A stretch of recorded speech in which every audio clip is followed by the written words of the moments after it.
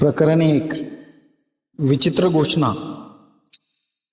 एकेकाळी सुवर्णगिरी नावाचं समृद्ध राज्य होतं. त्या राज्यावर राजमाता सूरमाला राज्य करत होती.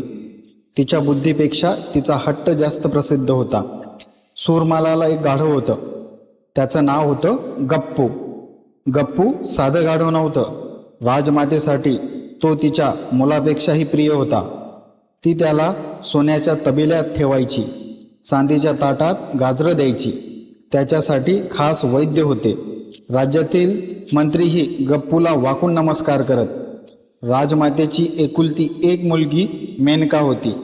ती विद्वान, सुशिक्षित आणि दूरदृष्टी असलेली राजकन्या होती. एका दिवशी तिने आईला विचारलं, आई, गप्पूवर एवढं प्रेम ठीक आहे, पण राज्यकारभार हा प्रेमाने नाही, बुद्धीने चालतो. राजमाता हसली. तुला काही कळत नाही का मेनका? गप्पू खूप हुशार आहे. मेनका शांत झाली. काही दिवसांनी संपूर्ण राज्यात नगारे वाजले. राज दरबार भरला. राजमातेनं सिंहासनावर उभं राहून घोषणा केली, आजपासून गप्पू हा राज्याचा अधिकृत युवराज आहे. क्षणभर संपूर्ण दरबार शांत झाला. मग काही दरबारी टाळ्या वाजवू लागले. मंत्री ओरडले, युवराज गप्पू की जय. लोकांच्या चेहऱ्यावर मात्र आश्चर्य आणि भीती होती.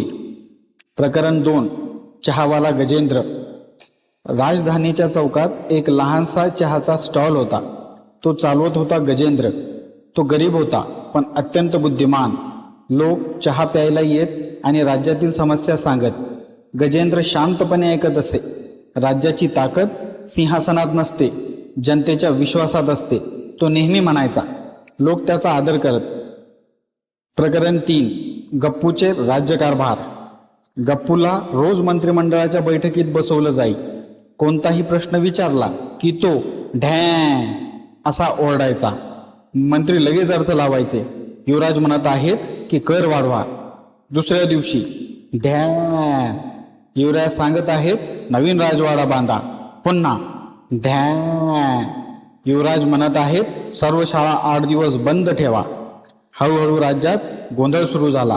कर वाढले, रस्ते मोडले, शेती कोरडी पडली, लोक त्रस्त झाले. प्रकरण 4. मेनकेचा संघर्ष. मेनकाने अनेकदा आईला समजावलं, आई, राज्याचं नुकसान होत आहे. पण सूरमाला म्हणाली, माझा गप्पू कधीच चुकीचा निर्णय घेऊ शकत नाही. मेनकाने मंत्र्यांनाही समजावलं, पण सर्वजण गप्पू भोवती फिरत होते, कारण त्यांना स्वतःची पदं वाचवायची होती. प्रकरण 5. गजेंद्रचा आवाज.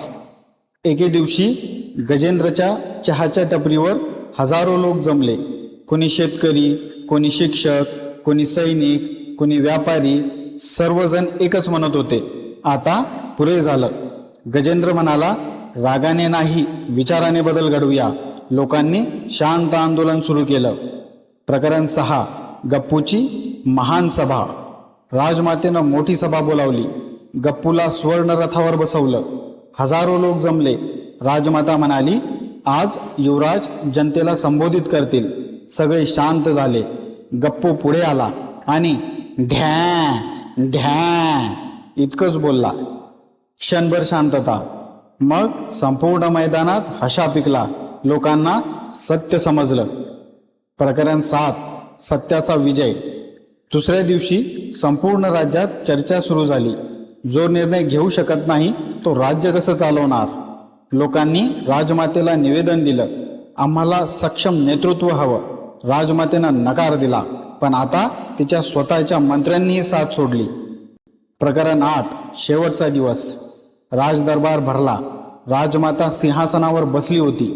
समोर हजारो नागरिक. मुख्य न्यायाधीश म्हणाले, राज्य जनतेच्या विश्वासावर चालतं, हट्टावर नाही.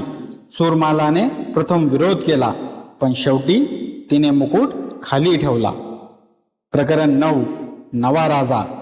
जनतेने गजेंद्रला राजगादी स्वीकारण्याची विनंती केली. तो म्हणाला, मी राजा होण्यासाठी नाही, सेवा करण्यासाठी आलो आहे. लोकांनी आग्रह धरला. त्याचा राज्याभिषेक झाला. प्रकरण 10. मेनका आणि गजेंद्र. मेनका गजेंद्रला म्हणाली, आज माझ्या आईने सत्ता गमावली, पण राज्याने भविष्य जिंकलं. गजेंद्र उतरला. सत्ता कायमची नसते, विश्वास कायमचा असतो. मेनकाने शिक्षण, आरोग्य आणि न्यायव्यवस्थेची जबाबदारी स्वीकारली. दोघांनी मिळून राज्यात मोठे बदल घडवले. प्रकरण 11. गप्पूचं भविष्य. गप्पूला राजवाड्यातून बाहेर काढलं नाही. त्याच्यासाठी हिरवळ असलेलं मोठं कुरण तयार करण्यात आलं. गजेंद्र म्हणाला, गाढव दोषी नाही, त्याला युवराज बनवणारे दोषी होते. संपूर्ण दरबार शांत झाला. कथेचा उपसंहार काय? काही वर्षांनी सुवर्णगिरी राज्य पुन्हा समृद्ध झालं. लोक आनंदानं जगू लागले. मुलांना शाळेत एक धडा शिकवला जाऊ लागला.